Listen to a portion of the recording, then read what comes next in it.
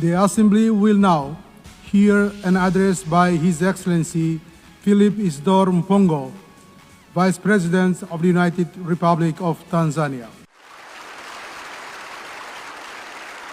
My country stresses the importance of upholding the principles of transparency, equity, and objectivity in the process, so as to renew trust and foster inclusive global governance. We thank the Secretary General for engaging member states in this endeavor.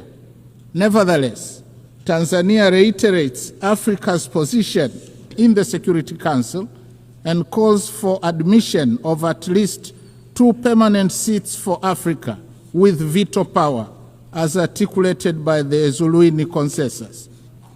Tanzania also joined other countries of the Global South in demanding urgent and comprehensive reform of the global financial system.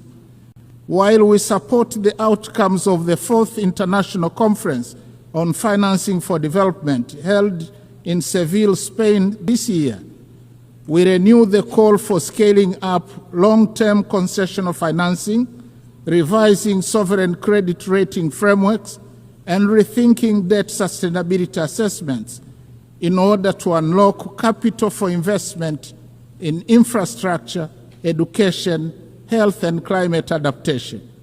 We reiterate our demand for increased voice and representation of Africa in the governance structures of the IMF and the World Bank.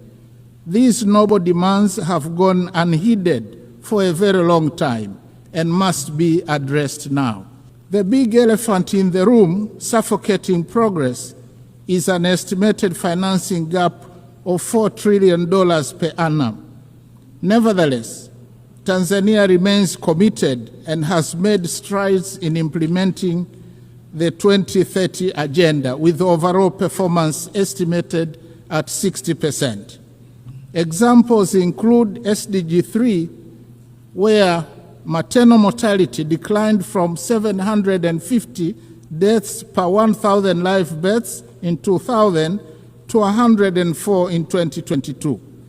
For SDG 6, access to clean and safe water increased in both rural and urban areas from 32 and 55% in 2000 to 79.9 and 94% respectively by 2024.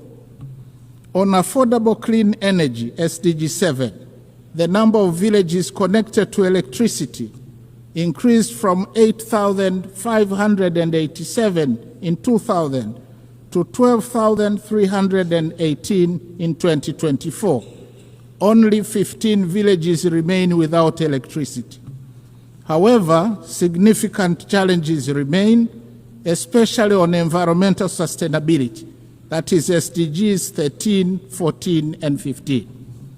In his last speech to the United Nations General Assembly prior to retirement in 1985, Mwalimu Julius Nyerere, the founding president of my country, articulated the principle that, and I quote, "To be silent when we see danger, to refrain from attacking policies which are seen as contrary to the interests of peace and justice, to do these things would be to surrender our freedom and our dignity.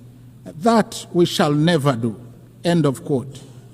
Tanzania also reminds the international community that increased military spending on research and manufacture of weapons for money is tragic and morally wrong.